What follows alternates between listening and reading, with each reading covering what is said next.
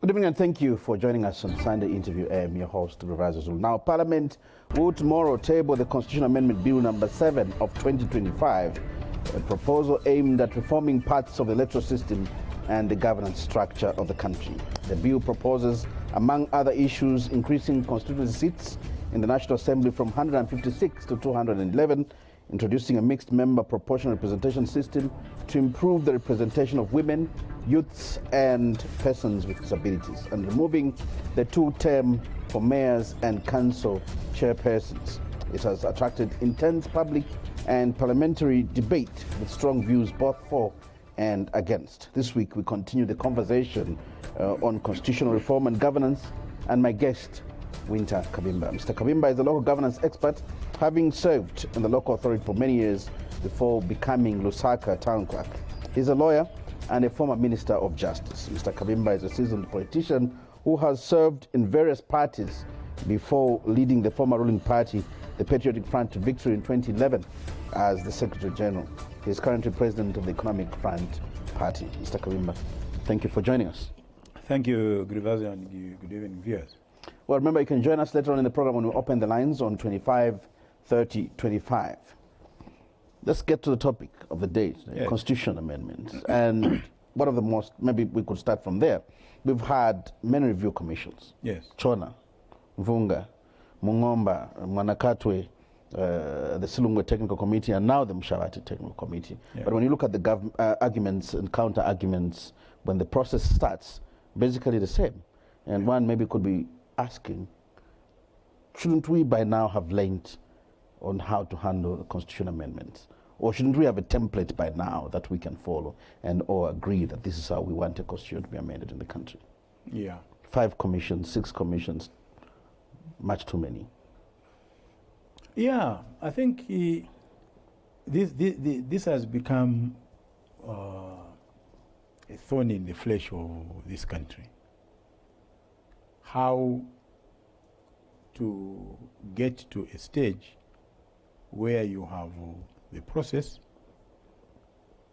and the draft constitution or the bill itself accepted after having marshaled the consensus of the general public. Let's start the conversation with a bit of history, to this, which will highlight the direction of your question. Apart from the Chona Commission of 1973, which birthed the one-party state, all the subsequent commissions of inquiry have polarized the society. Didn't the Chona polarize the society? Apart from that, that's why I'm saying. Yeah. Apart from the Chona Commission, because the Chona Commission took place under a different environment, a non-democratic environment, to say so. It was a one-party state. We're transiting anyway from a multi-party to a one-party state. But when you come to look at the Mvunga Commission of Inquiry of 1990, okay, which didn't do much work, I see it being listed, but the Mvunga Commission didn't do much work because soon after its appointment, there was this wind of change across the world, and the MMD was born. And the birth of the MMD put pressure on President Kaunda. And the pressure was through the demand that the KK must cut short his term of office. And he still had 2 years, to go after the 1988 elections. I think 2 or 3 years. So the Mvunga Commission of Inquiry,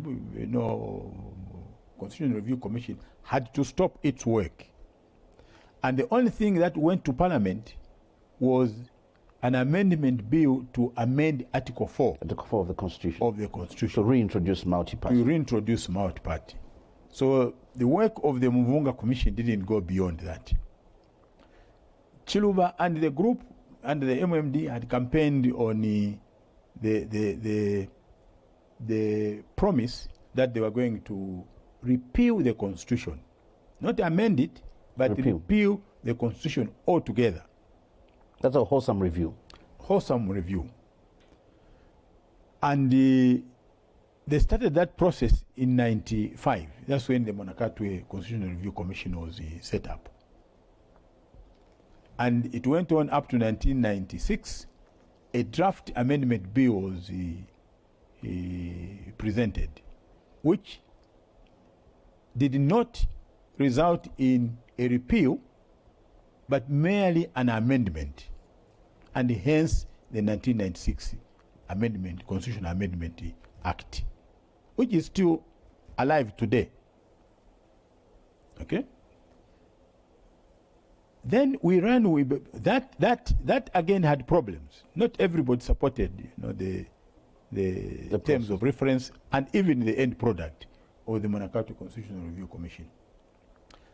The Monakatwe Constitutional Review Commission was followed by the Mungomba Constitutional Review Commission in 2006, I think. And that even polarized society more. But that is held as the most robust review commission in terms of collection, in terms of richness of the content. In terms of the richness of the content, I was actually a member of that commission. I served on that commission for a couple of months before I resigned, for personal reasons. But the Mungomba Constitutional Review Commission did tremendous work. And I think the credit goes to the men and women on that commission. But one issue arose, and I think this is important for the country. One of the demands that the public made through various interactions was that they didn't want the Mungomba recommendations to be subjected to the government white paper.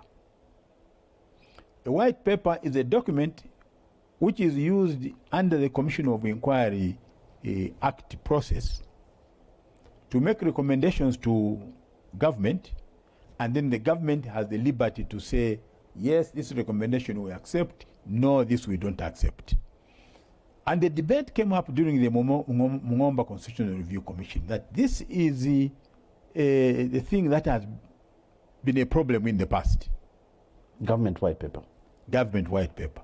And they went back, the argument went back to the Chona Commission of 1973, which actually had evidence that the Zambian people had overwhelmingly rejected the one-party state. And that was clear in the Chona report. But the government decided to override the will of the people and introduce the one-party state. So the people said, look, we don't want this to repeat itself. So can the government guarantee that this time around there will be no white paper? And the government then, FTJ guaranteed, gave an undertaking that no, there will be no white paper. In fact, it was Gamanawasa. There will be no white paper this time around. And that is the reason why Levi Manawasa decided that the process will not end with government, but they were going to enact a piece of legislation that was now going to be the one to deal with the recommendations that came from the commission, including the draft constitution that accompanied that. Hence, the National Constitutional Commission Act of 2007. Again, that process was not wholesomely accepted by all the stakeholders. I remember very well sitting in a Central Committee meeting in Revasio, and Michael Sata was very clear that the PF was not going to participate in the NCC. So it eventually failed, 2011. It failed, but it failed on a technicality.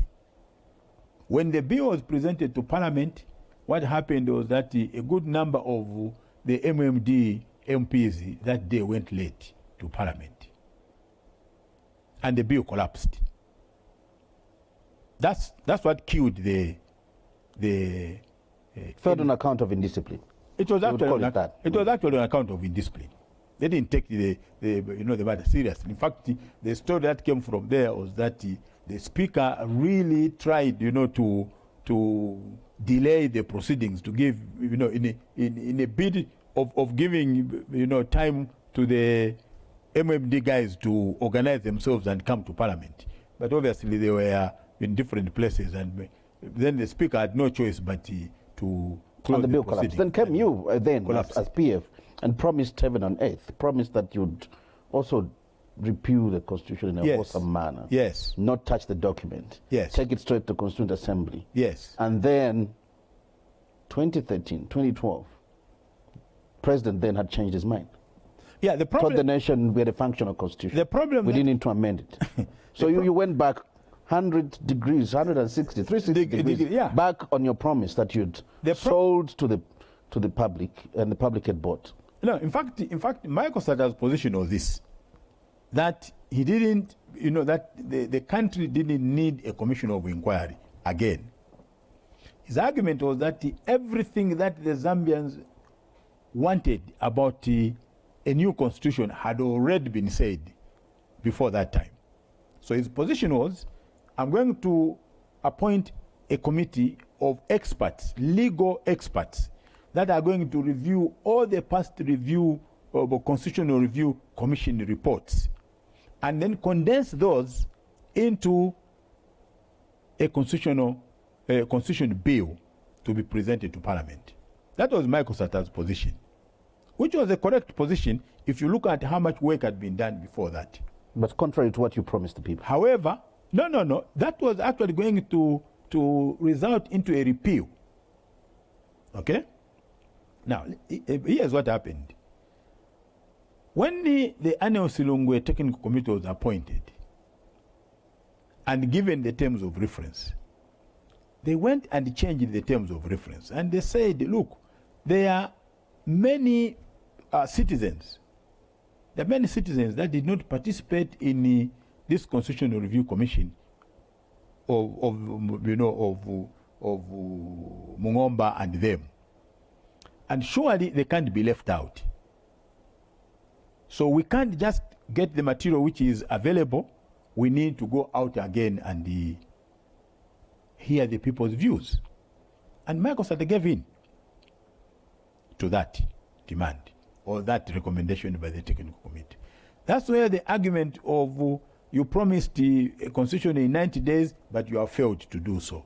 Actually, the man meant well, but the technical committee took a different position and then made the recommendation. Then ultimately the president took a different position then and said he didn't see the need to change. Yeah, I'll tell you the confidential part of that. Actually, the reason why Michael Sata changed his mind was this, that a rumor had started circulating that UPND wanted to sneak into the bill the age limitation clause or article. I think they wanted to put something like if you are over 70, and that kind of thing, you should not be eligible as a presidential candidate. Okay? And Michael was just about that age. That's what actually made Michael change his mind. Abandon the whole project. Yes. Let's move to what we have now. I know I will come to you back and ask you again, because then the pressure that the government may be feeling now with the Oasis Forum, civil society, you felt it personally because you were in charge of that process as Justice Minister. Yes. And at the time you left, you had not given the nation the draft constitution. No, the documents were there. But you had not published them. No. There were a few hiccups, towards the end. And the hiccups were as follows. Firstly, the technical committee went back to the president. I remember Justice Lungwe and his deputy going to the president, proposing that they must be given an extra year to complete the work, quote unquote. When the president called me into that meeting, I said to him, there is a statement which we have made that the technical committee has completed its work. So why are we giving them an extra 12 months? And how are we going to justify that 12 months to the public and the expenditure that goes with it? So they have finished the work, and this work ends here. Okay? The technical committee was not happy about that position because the president sided with me. The technical committee was not happy with that position. And from that time, they started dragging, their feet. The second issue that came was really a personal one. I'd say between Judge Sulungu and myself. He applied, that he must buy the motor vehicle that he was using as chairman. I objected. And my objection was that there was already set up a commission of inquiry on legal and justice reforms which was to be headed by the former Supreme Court Judge, Justice Frederick Chomba. And that vehicle would go to that commission, and the commission would move into the same premises which was being used by the technical committee. And therefore, and also thirdly, that there were no rules, there were no regulations under which the chairman of the technical committee would buy that vehicle under the existing government regulations. He was extremely unhappy about that. So then they went to the president and attempted to present the report. And the president told them, take the report first to the Minister of Justice, and the Minister of Justice will arrange the day when you should come and present the report. So one afternoon, I get to the office after lunch, and I find boxes and boxes in my secretary's office. And I ask what these boxes contain, and my secretary says, well, they've come from the technical committee. The driver from the technical committee brought them. They had been handed over? Handed over. Okay? And I said, is there a covering letter? She said, no. So that's how they left those documents. And I asked my secretary, ask the PS, get them stored, take them to some storage place and go and keep them there. That is why you heard, after I left PF, the allegation or the accusation that I had hidden the Constitution. And you had refused to release it. Let's move on to what is currently happening. Bill 7 is being tabled tomorrow in Parliament. What are your expectations? Firstly, I didn't even know that Bill 7 is being tabled tomorrow, to be honest with you. Okay, I got it on the news just before I left home. Secondly, I wanted to link this to the history of constitutional making processes in this country. That Bill 7 is victim to exactly the same environment, the same accusations, the same propaganda, and the same everything. And I'll be surprised if it doesn't meet the same fate. Okay? Because the issues surrounding it are very similar to what we have seen in the past. What we have seen in the past is people complaining that this process is not being driven by the people. The suspicion that those that are in power want to manipulate the Constitution to stay in power. The suspicion that this thing is not being done in good faith. So exactly the same allegations that I saw with the Manakatwe Commission of Constitutional Review Commission, the Mungomba Constitutional Review Commission, the Technical Committee, the Annual Silungu Technical Committee, they're exactly, what I see now. What I would have hoped for is that UPND would have avoided this altogether. By but there are lacunas in the Constitution that needed from the past to be addressed. Sorry? There are lacunas. There's lacuna in the Constitution which need to be addressed. No. There's you see, I have no problem that the government has a right, to amend the Constitution. I don't have a problem with that. Okay? The problem that I have is, do you want this to meet the same fate of other processes in the past? And if the answer is no, why don't you then learn lessons from the past? Who needs to change? Government, civil society, or the people? We need to change in terms of approach towards constitution making process. Look, I mean, you've got probably civil society standing where they stood in 2011, 2008, 2006, 2016, 2021. There's actually a bit of mischief in that. Okay? The mischief that has always arisen during this time is that civil society always wants to have it its way.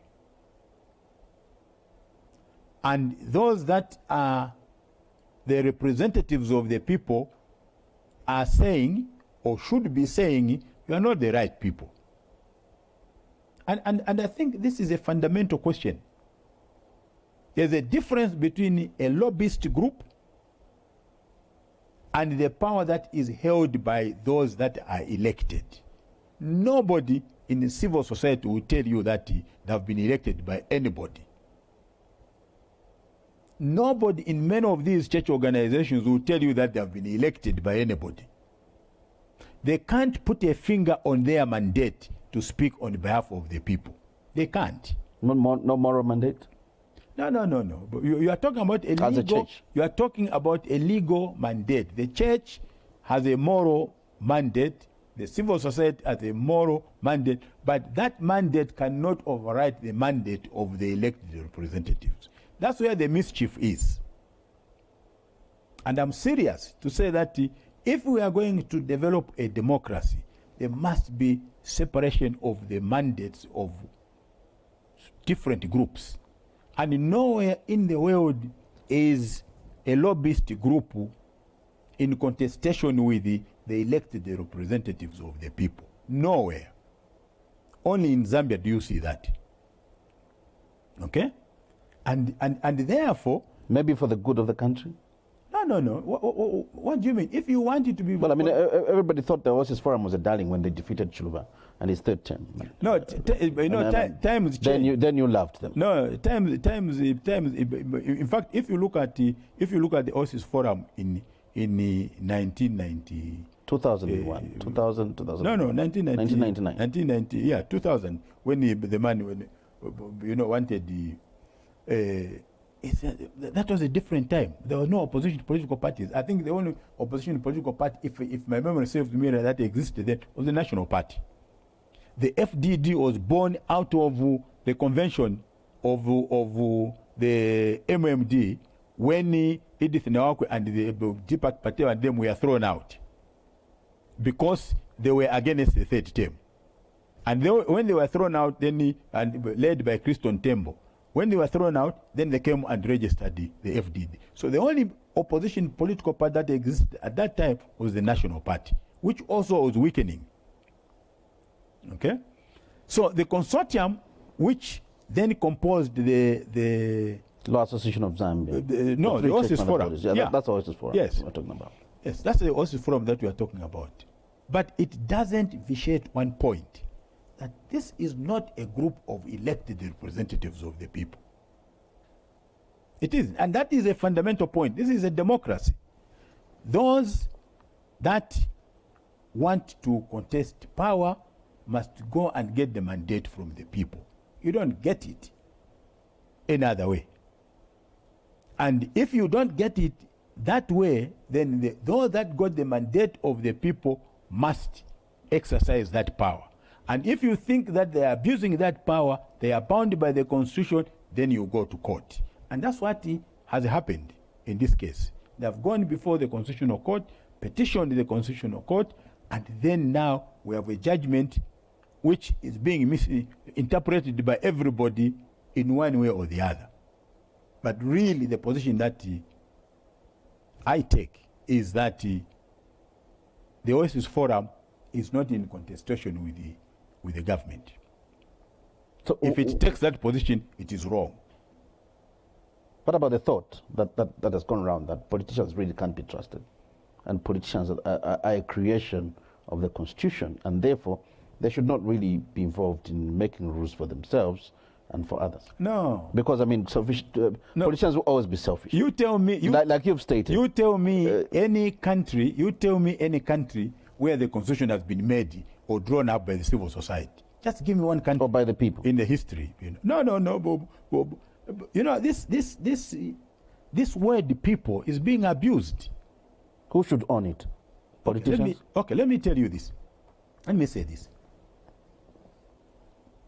I don't know if you know that according to statistics in Zambia, only 2% of the people here can read and write English.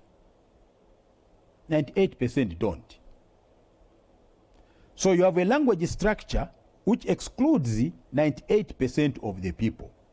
So what democracy can you construct when 98% of the people do not understand what is going on, and what is going on to determine their future is being conducted or discussed using a foreign language? That's point number one. Okay? Point number two is that because of that discrimination, which is legal discrimination, we, the educated, those of us who speak a bit of English, you know, and write a bit of English, are actually being criminal. We want to pretend that the way we understand things is the way the villager in Shangombo understands things. If you went to my village just here, an hour's drive from Lusaka, I can swear to the living Lord, nobody there is talking about the Constitution. Nobody. But they should be able to know and understand how they vote for for their representatives. And these civil society organizations have never been there. Okay? Churches exist in those areas. Yes. They're not canvassing this issue. I was at the farm, 2 weeks ago, and I went and attended an SDA service. Nobody's talking about the Constitution. So which people, when you say, oh no, the people of God, yes, we're all people of God. So which people are you talking about? Where do you draw the mandate that you can stop the process other than in court or hold people to ransom? I'll come to the court judgment because you mentioned it twice. And yes. And it's one of the arguments around Bill 7. But maybe I should ask you this question. You've always stood with power, stood in the place where you support government. No. You were pro Bill 10. And you are pro Bill 7. I'll tell you. So you've not moved?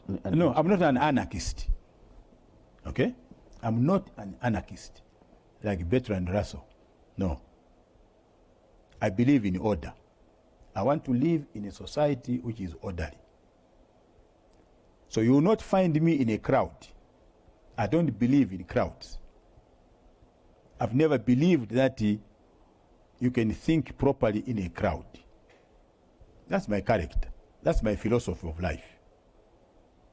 And I support this, or rather I give you this evidence that in 1991, the evidence about my character, not today, but formulated many years ago. In 1991, when it was the in thing, to be MMD, I refused to be MMD.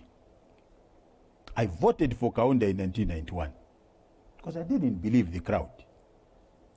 So when you say, you were for Bill 10, you are now for Bill 7, yes, I believe in order. That's what I believe in. I believe in discipline. Those things, those values, you can't take them away from me. Okay? So I will not join a group. You will not find me screaming in a group to please anybody. What I'm asking you is to justify why you supported these two bills. I'll tell you. Which seem to be probably poles apart in a way. No. For you, probably, you believe the Constitution must be amended. Yes. Regardless of who's doing it. That's the fundamental, benchmark. Not even any government is free or has the power or should be at liberty to amend the Constitution. Even for the bad? No. If the amendments are bad, that's a different issue altogether.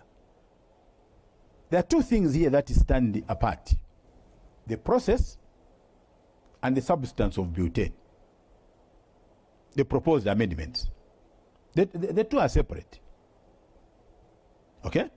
After the judgment and the appointment of the technical committee, I have no problem with the process. But I can tell you I have problems with some of the proposed amendments. Just like I had problems with some of the proposed amendments in Bill 10. So I'm not here to say that I have a love letter for Bill 10. No. I have issues with Bill 10. Bill 7, you mean? Oh, sorry, Bill 7. I had issues with Bill 10. I have issues with Bill 7. Let's look at some of the concerns before we get to one of the arguments leading to what we're seeing now in terms of the debate is that the process was too fast. The public didn't have enough time to contribute. It should have waited until after the elections. That's true. Do you agree with That's that? True. That it should have waited? That's true. But then there are problems, there are gaps in the document. No. There are not gaps that we can't live with until after elections. You can live with postponement of a presidential election? No, but we have Twice, lived 3 times? We have lived with that. We have lived with that, and I don't think just because you lived with it in 2021. Yeah. Because nobody tested it. Yes. That's why I'm saying that, Grivazio, there are certain proposed amendments which I think are good. Okay? The problem is that the government started off by saying we are going to present non-contentious issues. And that issue is should be one of the non-contentious ones, in my view. But if you have read the judgment, okay, the court has actually disagreed. That just the fact that you want to change the text of the Constitution and something there, however good the intentions may be, contentious or non-contentious, should derive its legitimacy from the people. That's what the court has said. Okay? That's what the court has said, very clearly. In fact, the sentence reads, we don't agree with the position by the respondent. We don't agree with this argument. Something to that effect. So I think, if you want my view, against the problems that UPND has now in terms of the economy and pushing Bill 7, I think the priority should have been on the former. But they've been pushing the economy. You would agree with me. Sorry? Well, agree with them. They've been pushing aggressively on the economic side. Yes, but I can tell you what is going to determine whether or not UPND retains power next year. It's not the Constitution. It's the economy. Okay? Whether Bill 7 goes through or it doesn't go through, so we could have had. There's a chance if the status quo remains, there's a chance a presidential election could be postponed, not once, not twice, not 3 times. But probably 4 times. Look, that's 5 times. If you stretch it. That's a hypothetical case. There could be someone who feels, well, yes, I'm losing anyway, and I have nothing to lose. Look, they could withdraw. It's like another person could withdraw. It's like saying, well, don't you think that you can have 10 nominations filed and all the 10 candidates die? Resignation is different from death. One day after death is not an option thing. You don't have to choose. No. Resignation is something you wake up and decide, I'm going to pull out of this. I'm saying, going by your hypothetical case, what has happened in this case is that resignations, which in my view are morally and technically the domain of political parties, have now become a big issue. The resignations have everything to do with the discipline in political parties. You're a member of the Economic Front. and you go and file your nominations and you withdraw, there's something wrong with the political party where you come from. Not with the individual? No, a political party. Why did they keep you? It's like the Miles Sampa. Let me just be personal here. It's like the Miles Sampa issue. Davis Mwila says, oh no, Miles Sampa, sold out PF, is contributed to the death of PF. But in fact, they said he sold out to UPND. And then Miles Sampa, they know that he has sold out, according to them. He comes back to PF, they embrace him. So who is wrong there? It's not Miles Sampa, it's the party. If I were in PF myself, I would not accept Miles Sampa back, following what he did. Just writing on that, the opposition seems to be disoriented, particularly the party that you mentioned, your former party. And then when the opposition is in disorientation mode, it doesn't provide the necessary checks and balance to the ruling party. Yes. What would you say about that, the disorganization in the party that you really pushed for? Look, we are developing a democracy. Even old democracies like the United States still have hiccups about democracy. We're a young democracy. 1990, 2005, 35 years. The United States is over 250 years old. They still have problems with the democracy today. Okay? So the issue of weak political parties, we'll get there one day. Despite the confusion you're facing? As opposition parties? All the countries, Grevasio, in the world, read history. All the countries that, you see today, we call developed, have gone through confusion. They have gone through wars, outside wars and civil wars. They have gone through that. But at the end of the day, they achieved stability and they achieved social and economic development. It would be a very strange country to think that the universe will be fair to us and that we will not face any obstacles such as these ones which we are facing today. I think the approach and attitude must be, can we find men and women that can help this society surmount these problems? You can't live life by avoiding confusion and problems. There's nothing like that. Then you should be in heaven, not on planet Earth.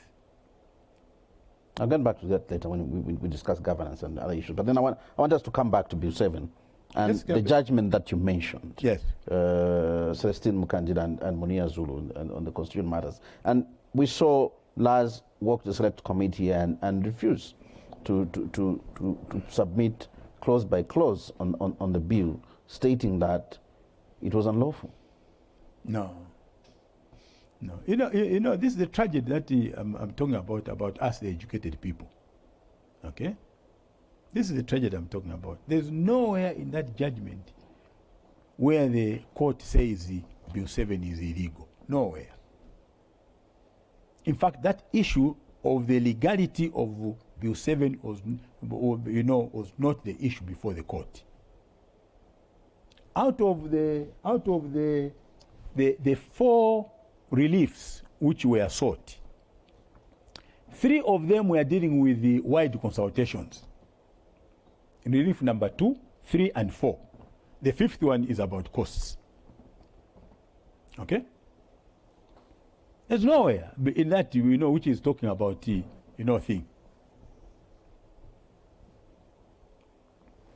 Let's take a break, and after that we'll continue to look at that issue on the ruling of the Constitution. It's very important. I want you to really focus on that, but let's take a break, Yes. Then we'll come back and look at that.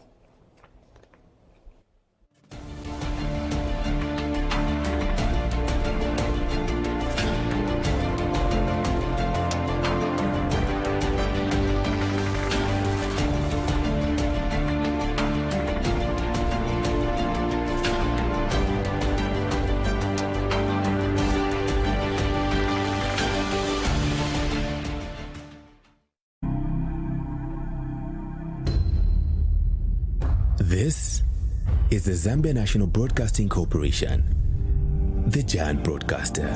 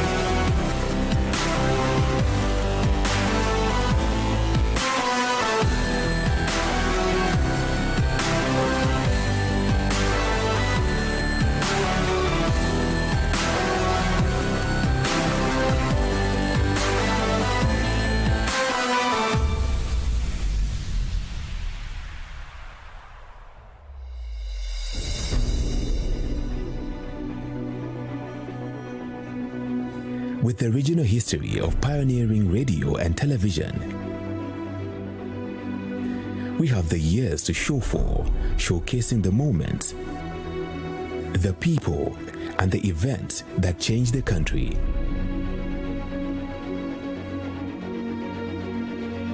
With the show-stopping imagery and thrilling behind-the-scenes tales, ZNBC Outside Broadcasting has continued to capture the hearts of the nation's fascinating history. From its earliest days as a single van to its growth into one of the region's high-tech broadcasting powerhouses.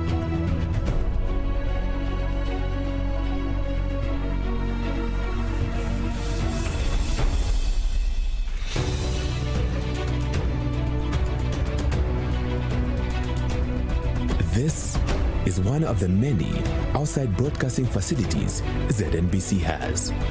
Each OB van is equipped with state-of-the-art technology, which makes it easy for us to head out wherever you are, bringing live motion picture on demand, commemorating national moments, participating in regional issues, bringing you stories, bringing you news. ZNBC Outside Broadcast taps key voices from the forefront of special events, sporting tournaments, the roots of our tradition, the feats of science, and so much more. ZNBC Outside Broadcast vans feature high-tech equipment installations from industry giants such as Sony, EVS, Ross, Ikagami, Yamaha, Microsoft, and many others. With our onboard sound system, video recorders, EVS slow motion and real-time editing capabilities, as well as full HD recording and playback capabilities. ZNBC leads in providing solutions for any type of function and coverage. Be it a conference, stadium event, sporting event, or simply a church service, our experience and technical capabilities remain unmatched.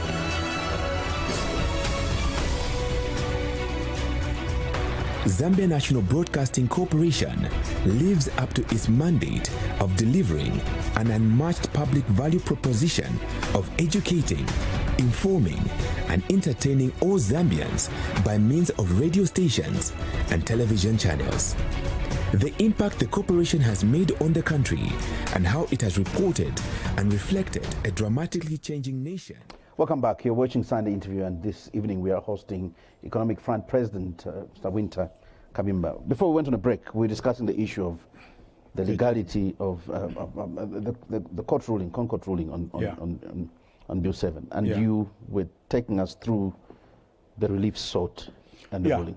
Yeah, I was saying, Revazio and their viewers, that nowhere in the judgment does the court make any finding about the legality of Bill 7. Nowhere in the judgment would you find that the issue of the legality of Bill 7 was actually before the court. And I was saying that when you look at the reliefs sought in the petition, out of the 4 substantive reliefs, minus the 5th one, which is about costs, 3 of them are about lack of wide consultation of citizens. That's in relief number 2, number 3, and number 4. Okay? So, to argue that, or to submit that the Concord said that Bill 7 was illegal is not correct. To argue that the Concord said the process that initiated Bill 7 was illegal. No. That's a different statement altogether. Okay? There's a difference here between the substance, the issue of what Bill 7 contains, and the process. The matter that went before the Concord was on the process. And the judgment is very clear. When you go to the last part of the judgment, where the court has made, its orders and declarations. Declaration, yes. There are only 2 aspects to that judgment. The first one, the court makes a declaration that the process which had been commenced by the Minister of Justice to the exclusion of the general public was null and void. That's the word used, null and void, because it contravened, and then they go to cite the 1, articles 2, 5, in the 7, 8, Constitution. 9, 61. 10 of them I counted, because it flouted 10 articles in the Constitution and hence unconstitutional. The next one is an order. The court orders the respondent, the state, or the Attorney General as a respondent, okay, to initiate a process that will provide for wider consultations of the public. That's what the court ordered. Go and initiate a process. And in the judgment, in the judgment, the court said, but there were processes in the past, okay, which actually brought the people on board. Why don't you use similar processes? Why don't you use a similar process? And then they go on and use the word the independent committee of such people. There's nowhere in the, there are only 2 aspects of the judgment, the conclusion in the judgment. But the argument then by other people is that what, despite that process, the bill was not withdrawn and it stayed in Parliament. That's not what the judgment said. That's not what the court didn't say that the bill is illegal and therefore withdraw it. The court said this matter must go back. The process must seek its legitimacy. It must be rooted in the legitimacy of the people. That there must be consultation before the bill is done. Wide consultation before the bill is even considered. Before the bill is considered, before it is given life in Parliament for consideration, go back and consult the people. Consult the people widely. That's what they do. Do you think this has been done now? That is the whole argument. Has it been done? There's one group that says it hasn't been done. There's another group that says it has been done. And the reason why this is a polarizing matter is on the definition of people. The government says we have consulted the people through the technical committee. Other stakeholders are saying, no, you haven't. Okay? And hence the dissenting judgment. I hope you know that there was a dissenting judgment to this. Out of the 7 judges that heard this matter, 4 agreed that the people must be consulted and that there was lack of wide consultation, and therefore this matter must be dealt with by way of wide consultations. 3 judges. The first group is led by the president of the CONCOT and 3 other judges. The second group is led by the deputy president of the CONCOT and 2 other judges. So this is not a judgment by consensus or unanimity. Even the judgment itself is polarized. Has a majority judgment and a minority judgment, or a dissenting judgment as we call it. And the issue raised by the dissenting judges was to the effect that nowhere in the Constitution is this issue of wide consultation provided for. And if the people that framed this Constitution wanted that, they would have put it in the Constitution. I don't agree with that view. I agree with the view taken by the majority that if you are talking about democracy, then the Constitution must be rooted in the legitimacy of the people. At that point, you can define the people. That parliament and the executive are agents, are not principals of the people. They are agents of the people. They derive their authority and the existence from the will of the people. And I think that's a correct judgment. That's the correct approach. Does this ruling usurp the powers under Article 79 of the Constitution, outlining the process of constitutional amendment? No. I think the dissenting judgment speaks to that. No, that's Article 79 explains how a constitutional review should be done. Yes. A constitutional amendment should be done. Yes. And it doesn't really say go out and consult. No. In fact, the majority judgment says we have taken a holistic view. Okay? The dissenting judgment has not taken a holistic view. It's just talking about Article 79. The majority judgment says we have taken a holistic view. This is a constitution. You can't just read one article. You have to establish the interrelationship of the articles in the constitution. So you go to principles and values. You're talking about good governance. You are talking about democracy. You are talking about everything. So if the constitution itself is providing for good governance and democracy, what does that mean? Democracy is a government of the people, by the people, for the people. And the judges in the majority judgment, rightly so, are saying, if you have not consulted the people, then this process is not democratic. And I think that's correct. So the minority judgment takes a narrow view, a very parochial view of the reading of the Constitution, or the effect of the Constitution on this process, or on the Constitution amendment process. The majority view takes a broader approach to that. Do you think Article 79 should be amended? No. To be more precise? No. In fact, this judgment is brilliant. This judgment introduces what it's called, is it TCDC, Technical Committee on Development of the Constitution of Zambia? It almost entrenches it as something that should be done every time you make a constitution. It's in the ruling. No, what they said, what the judgment says is something resembling that. Some process, some organ that resembles that would be good enough.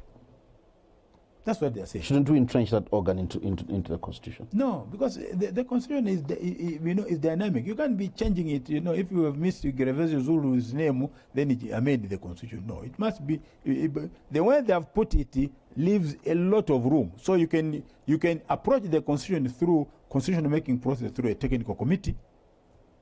You can approach it through a constitutional review commission. That's what they are saying. And both these structures reflect and represent the power and authority of the people to give life to the Constitution as a product at the end of the day. I think they are right. If you're watching us, you can participate by calling 253025, 253025. The lines are now open. What do you expect? The bill goes to Parliament tomorrow. I did ask you. It's being tabled tomorrow for second reading. I'm not a parliamentarian. I'm an outsider. The only thing that I do as a citizen is to canvass, my canvass on the issues that are available in the bill and in the terms of reference. Like I've told you, I agree with the repeal of Article 52. I agree with that, because I think it must be dealt with quickly. Okay? Mm-hmm. I have problems with the quota system, the electoral quota system. I have problems with that. I don't agree. Okay? Because we have not even been told which quota system they are going to use. There are three different types of this quota system. There's what is called the legislative quota system, where you actually legislate in the constitution or in a subsidiary legislation, how the youths, women, and people with disabilities are going to be represented. There's another system which is called the political party quota system, where there is a piece of legislation that mandates and actually obliges political parties to have a quota system in their adoption process of candidates. And if that political party doesn't, do that, then it can't participate in an election. There is a third system which is called reserved seats, where you actually reserve certain seats for certain underrepresented groups. And they have this system in Rwanda, they have this system in Kenya. And that's the system being proposed, because there are numbers already put to it. Yeah. 12 youth, not more than 20 women. Yeah. And then we've got... let me just finish this point. This is where the argument becomes interesting. I don't know whether we have copied this from Kenya or we have copied this from Rwanda. But if, according to government, this is what is going to enhance representation, bring about development, and why is Kenya today rocked by so many riots that at one point they almost got the government, the president out? The youths who are represented in parliament. Why? If you are trying to cure this mischief about youths, why is that in Kenya Ruto has been under pressure? Last year they almost got him out. There were strong rumors that he would be resigning. So you don't believe in mixed member proportional representation? No. Let's get in a caller. No. Ogri Piri from Lusaka, are you still on the line? Hello? Mr. Gravazio, good evening. Good evening, sir. Go ahead and ask your question. Good evening, Honorable Wynter M. Good evening, sir. I want to ask something on this raw issue or making of this constitution. We hear rumors that people, this is all over social media, are being paid in order for them to vote in a certain manner. Can we create a way, maybe using governance, using governance systems where anybody mentioned of having received money should be disqualified from participating in the constitution? Because we hear people get money, member of the opposition, member of the ruling class, which is not actually the right thing. People should use their own brain to vote. They shouldn't be induced. Thank you so much. Thank you. He says it's a rumor. So let's get to the next question. You get away from the rumor. Yeah, let's get away from the rumor. He says it's a rumor, so he has not provided any substantial evidence. It's a rumor. You were going through... And during this time, there will be so many rumors. You were going through the provision of the Bill 7. Yeah.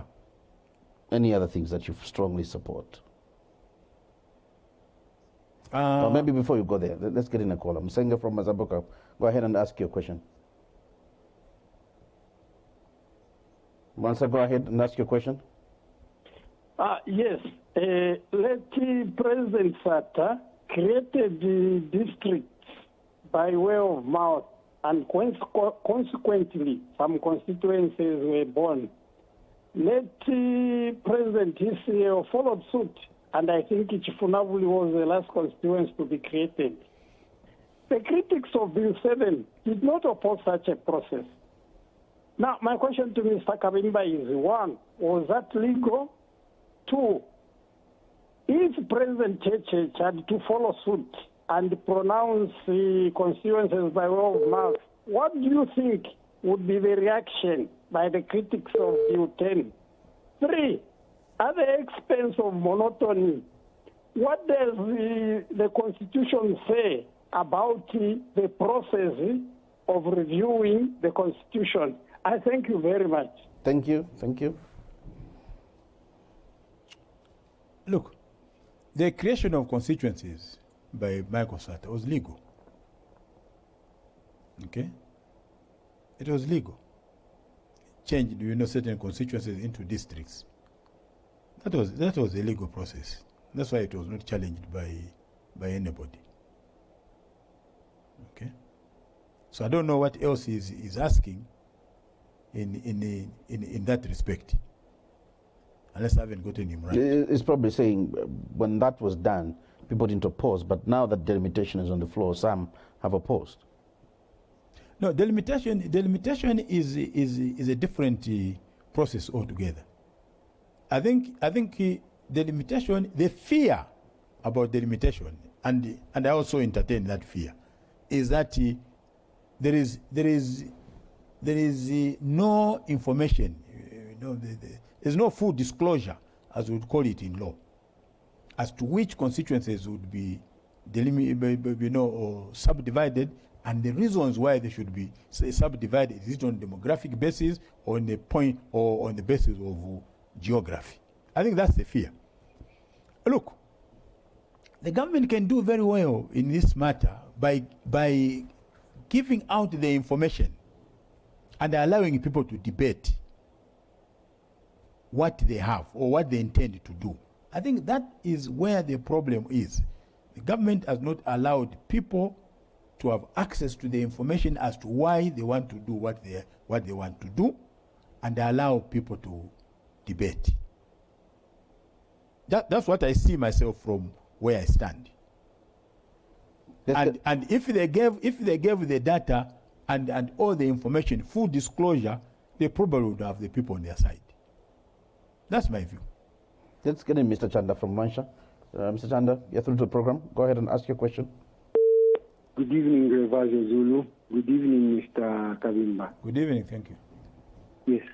The issues I have with the whole Bill 7 is the UPND hasn't been transparent. Even the whole rushed process of setting up a technical committee to go around the country to go get the submissions on amendments to the bill, also to the Constitution. Because any constitutional changes has to come from the bottom level, and that's the legislature, not coming from the executive, the top. If you remember, he started first in the last president, he started first earlier by saying the women have agreed. Then later on he changed to the youth have agreed. And all Zambians were like, when did you consult all these people you're talking about? So well and good, he set up a technical committee, we went all over the country, apparently. Immediately they were done because they never even went all over the country. They came up with a report and they submitted it to the president. Within 3 days, the president said, no, this needs to go back to Parliament. It's impossible for you to read all those submissions in 3 days. It is impossible. Mr. Chanda, you need to ask your question. What is your question and your contribution? My question you need to be a little brief. No, I'm just saying, take part. I'm saying as in, those are why I'm against the bill being signed to be brought in, because it doesn't make sense. This is something the executive wants to prolong their stay in power. that was also being fed online on social media as well. Thank you. Look, Thank you. Mr. Chanda is right. Very, very right. If you look at the terms of reference given to the technical committee, there's no way they would cover that work in a month. But they did. That's what I'm saying. Using technology in some instances. No. This is the problem that you have left. Do you know that? Let me just clarify this for the sake of the viewers. Let me tell you the documents that are supposed to be presented to the president in a normal situation of a constitutional review commission.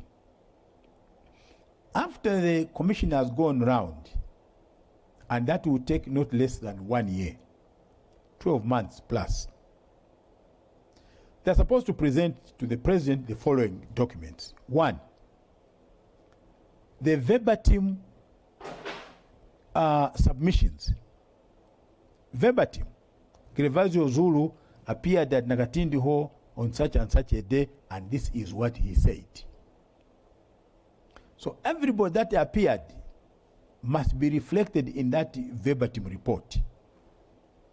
The second document that is presented to government is the recommendations.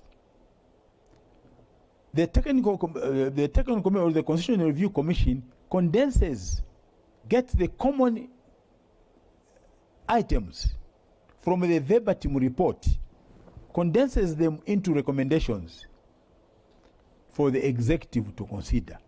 That's the report that goes to cabinet. Okay? The third one is the amendment bill of the Constitution. When the recommendations are submitted to the president, that document goes to cabinet for consideration. And you can learn from the other countries. In India, the Constituent Assembly sat from 1946 to 1949, 3 years. In the United States, it sat from 1787 to 1789, 2 years. All the past Constitutional Review Commissions in Zambia, including the Annual Silungwe Technical Committee, they went beyond 1 year. It's not possible. It's not possible that the Mushabati Technical Committee would have done this job in 1 month. So Chanda is right. And hence my view that the best the government should have done is to defer this exercise. Regardless of all the grey areas around the Constitution. We've got a caller, Justin Nkonge, from within Lusaka. Go ahead and ask your question, Justin. Yes. Good evening, Senior Counsel Wynter Kabimba. Good evening, sir.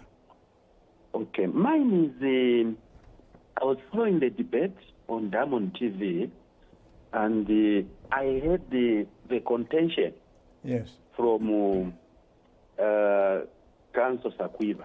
Yes. His contention was there was a semblance of a technical committee being constituted and going to the people. Yes. But his gist and his issue was on who should first draft the recommendations that should be amended in the Constitution. In the past, is it in the past from the other commission, the terms of reference, is there a provision of the law, either in the Constitution or in statute, which says that when you are about to amend the Constitution, it's not the executive that comes up with the areas that needs to be amended, or it's the people that needs to come up with the areas to be amended, because that's the contention that I heard from State Counsel Sakwiba to say the reason why this process is fraud, the reason why this constitution-making process is illegal, is because it is the executive who came up with the areas that should be changed in the Constitution instead of the people themselves. Can you shed some light, Senior Counsel, there as to what has been the practice, or is there a law? Yeah, thank you so much, Mr. Nkonge.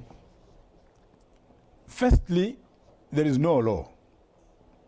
Okay? Secondly, This is where we have a problem in our country. You know. Now, I drafted the terms of reference myself for the annual Silungwe Technical Committee. I drafted the terms of reference. Okay? So, you have a government in place.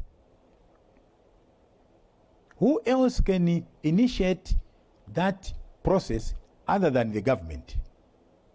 The representatives of the people. Secondly, if you look at the terms of reference, Mr. Nkonge, you find the last one says any other submissions related to the above terms of reference or incidental to them. So you can go beyond what is in the terms of reference just by using that clause. The problem is that, you know, you whip up this euphoria in this country where you want to pretend as if there is no government in place. There's a government in place.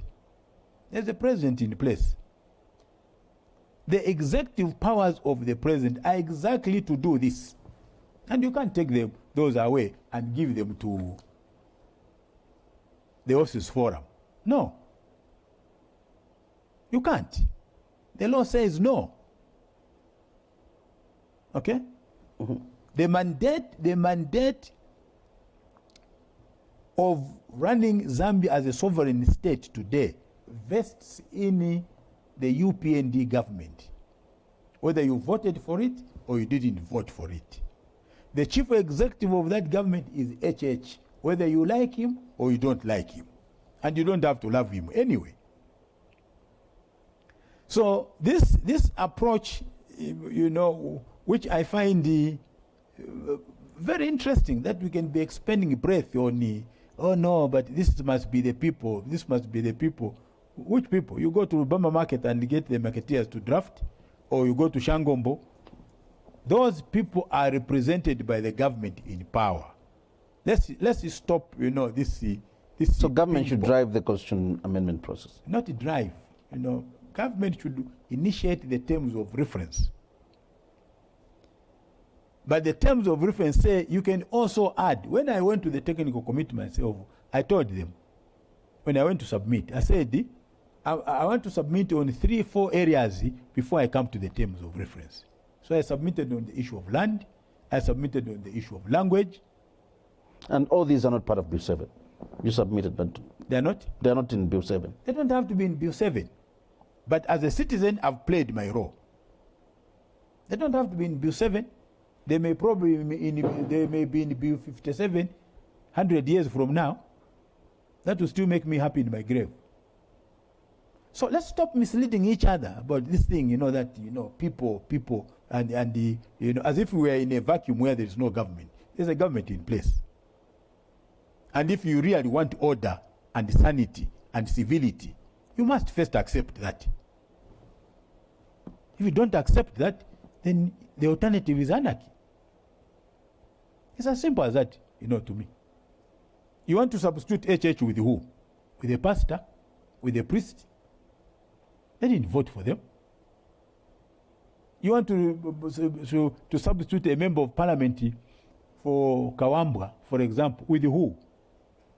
With a fisherman in Kawambwa? No, because the people didn't vote for him or her. So let's narrow the debate to issues instead of just whipping up each other's emotions. That's what is happening. We've got a caller, Gift Lukama from Kitwe. Gift, are you still on the line? Hello. Yeah, please go ahead and ask your question. Thank you so much, Mr. Gravazio. Thank you so much to senior counsel, senior lawyer, Wynter Kabimba. I should say is one of my role models. I normally follow the man so much. So mine is not a question per se. Mine is just, I don't know, maybe just a suggestion or a way of getting knowledge from the man himself.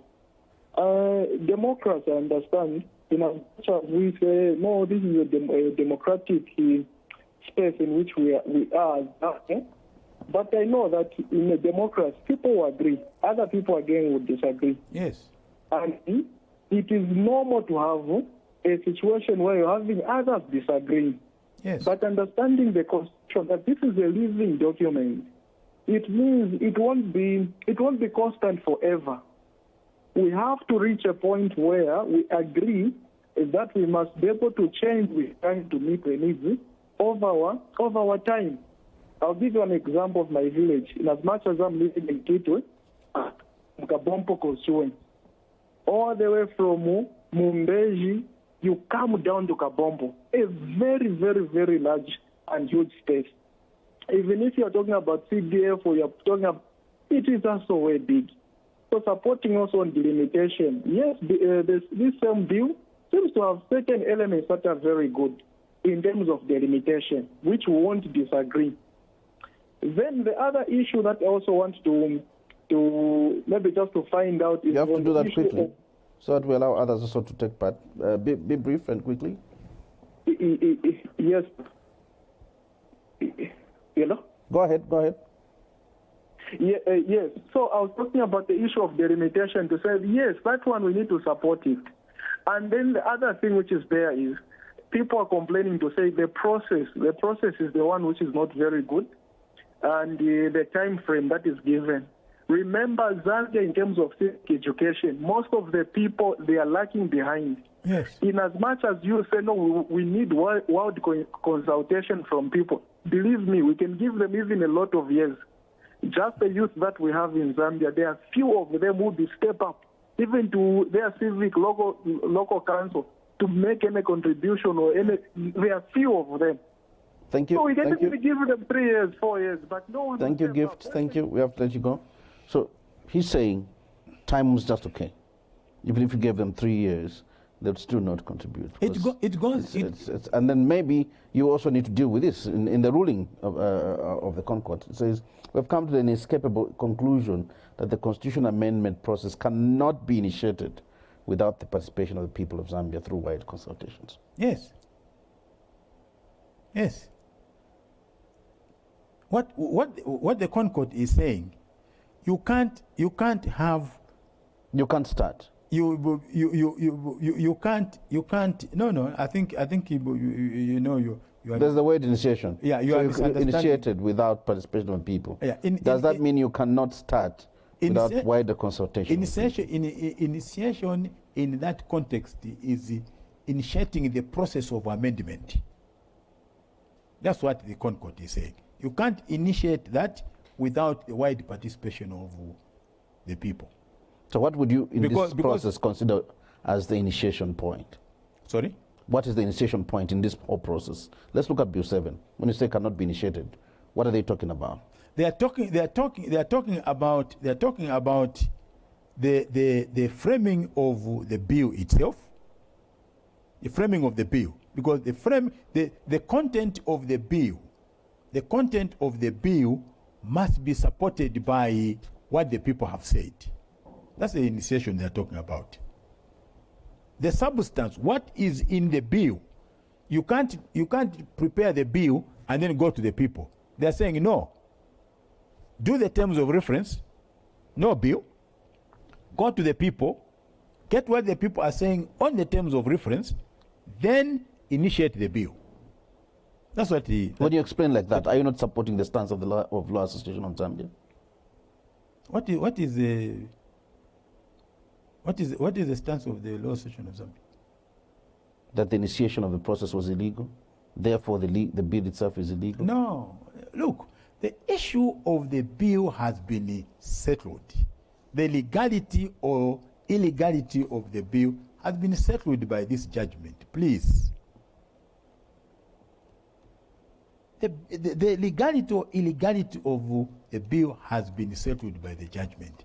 And the judgment is clear. It is not dealing with the legality or the illegality of the bill. Bill 7, it is dealing with the, if you want, the legality or illegality of the process. And I repeat, the two are different. The process and the substance of the bill are separate. in the declaratory judgment, which is point number 1, the court says the process which starts with the ministerial statement by the Minister of Justice is now and void. The process which starts with the ministerial statement by the Minister of Justice is now and void. Which one is the correct one? The process that starts with the people. That's the correct process. That's what the court has said. So I don't know which position of the Law Association of Zambia, So if the position of the Law Association of Zambia is that the court says that the bill is illegal, it's wrong. That's not what the bill says. Yeah, member of LAS, were you consulted? That's another debate which is there, that probably the Oasis Forum members are not consulting their members enough. Oh, well, I was at church this morning. I never heard an announcement that there will be a workshop on Bill 7. And I don't think there is any church organization that can come up and say we held a workshop in our church to tell people about Bill 7. So everything that the pastors, the priests are saying are just their own views and opinions. Including your leadership at LAS. Let's get in a corner. Well, because we didn't have a meeting. It's only yesterday, I think, on Friday, when LAS, was moved by 3 lawyers and said, you can't keep on, representing us. We want to have a word, over this matter. Input. Okay? Because LAS is a democratic organization. Let's get in a caller. Good evening. Good evening. Thank you. How are you, Grivazio? Senior State Council, good evening. Good evening, man. Okay. So my question is actually very simple. I'm going to keep this very simple. I just wanted to find out from Kabimba if there's any law or anything in the Constitution or in any one of the 3 arms of government that is preventing the Electoral Commission of Zambia to actually release the delimitation report that they conducted so that people are aware as to which particular constituency are we looking at, so that we consider things from A to Z, not from A to B, then we are given B to Z at a later time. Okay? So is there anything or anyone or any law that prevents the ECZ to release the delimitation report? Thank you. Thank you so much. There is nothing. And this is exactly what I was saying earlier, the issue of disclosure. That the government would do itself a great favor by furnishing this information before furnishing it to the public. I think it's very important. This is a democracy, so the people, you can't talk about the limitation when, like I said earlier, you're not even saying the constitution should be subdivided by A, B, C, and D. Okay? And my brother has a point, and that's exactly what I'm saying. There's an aspect here of non-disclosure which is creating a lot of suspicion, and maybe unnecessarily so. What do you lose as government by putting this information in the public domain? And I think the answer is nothing. If anything, the government would gain. How important is the civil society in the constitution-making process? Every stakeholder is important. Even you don't have to be a civil society. You are just as important as the Oasis Forum put together, because you are a citizen of this country. I have not divested my powers my constitutional powers to LAS, even as a member. So you can have LAS go and submit. I can also go and submit, and even submit contrary to what LAS has said. So civil society is important. Everybody else is important. And just as much as individuals in a democracy are important. You can say something that will make more sense than the whole Oasis Forum put together. So this is not a question of who is more important than the other. This is about participation in a democracy, and each one of us has the same right to participate. Let's get to the content. We have 5 minutes. I want you to pick the content issue, and I'll get back to you on the issue of your former party being in turmoil. I know you did dodge that one. But then let's get to this one. We can go back to it. Do you think, do you expect fundamental changes to the bill as it being debated in Parliament? Fundamental? Changes to what is on the floor, as the MPs go to debate and You know, I want to make this appeal, you know, to members of Parliament, that they must act like men and women of honor and integrity. This, like I said in one program, is not about HH. With threats of people saying, no, we'll not go there, we'll walk out, because UPND did walk out. Let me just finish. You are saying, unless you want to add more minutes, let me just finish. This is not about HH. This is not about UPND. And this is where we go wrong. This is about a country. This is about my country. This is about your country. HH will not be there forever. UPND will not be there forever. You and I will not be, there forever. So we have a duty to this generation and the future generations of this country. And this is why, in discussing these matters, we all must be sober. We must avoid language which just whips up emotions. Because you can't be very rational when you are emotional. I see this, I read on social media, someone writing, oh no, what these thugs in government are trying to do. You can't use such language. There are no thugs in government. And you can still win an argument in the most polite manner, expressing yourself very, very politely, and people will hear you. This culture which we are creating, that you want to use social media to insult others, insult, those in the leadership, insult, elderly people. Not what democracy is all about. Democracy is about cross-pollination of ideas. Democracy is about persuading one another. Democracy is not about blackmail. If you don't do this, we shall do this. If you don't do this, we shall do this. Democracy is not about holding one another to ransom. Democracy is about exchanging ideas in the most sober and calm manner. That's what we, the brothers here that have phoned in are very calm. They're saying, please, can you explain this? Please, can you explain this? And knowledge does not vest in one man.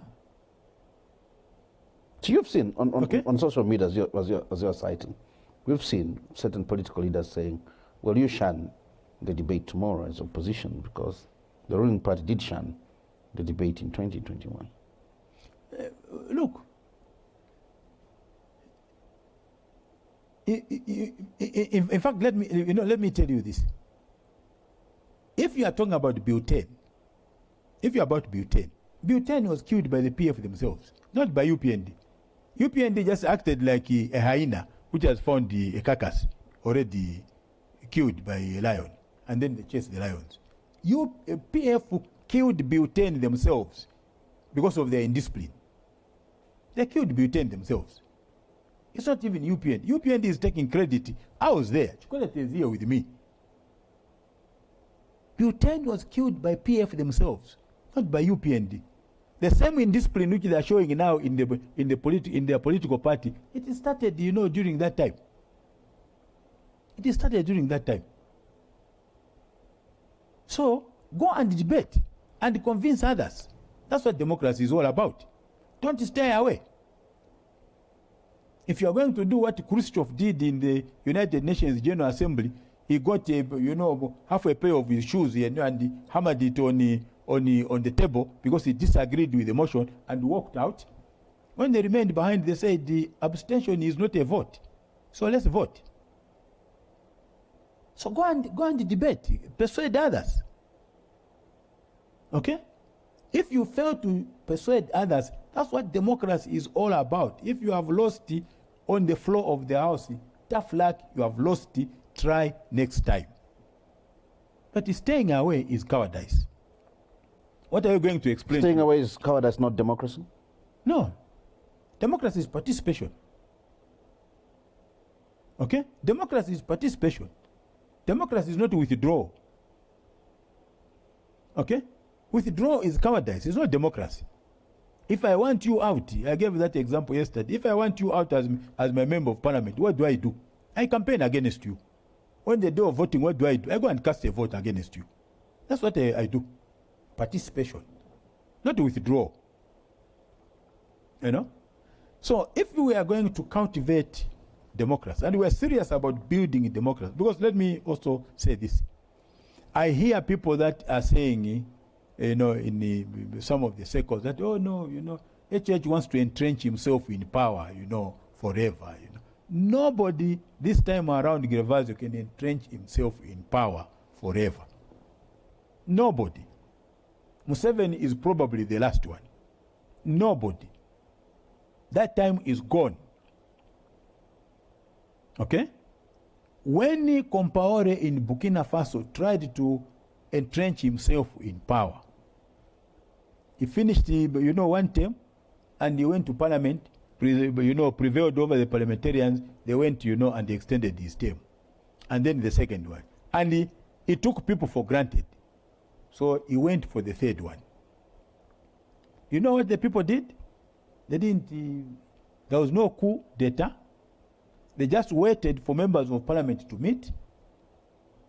The whole Ouagadougou and others from outside swarmed the streets, walked to parliament, beat up the parliamentarians in there. They all scattered and they torched and burnt down the parliament building. Up to today, it remains as a museum. Let's close under a minute. The issue I raised about the opposition being in turmoil, believably being in turmoil, particularly your former ruling party. Because without opposition, government can't function. It can function. It can function. Not to the expectation of the people. The Liberal Democratic Party, guys, the Liberal Democratic Party in Japan was in power from 1945 to 2008. How many years are those? How many years? 1945, after the Second World War, one political party in Japan up to 2008. Okay? You tell me Japan has not been functioning. If there's no government there.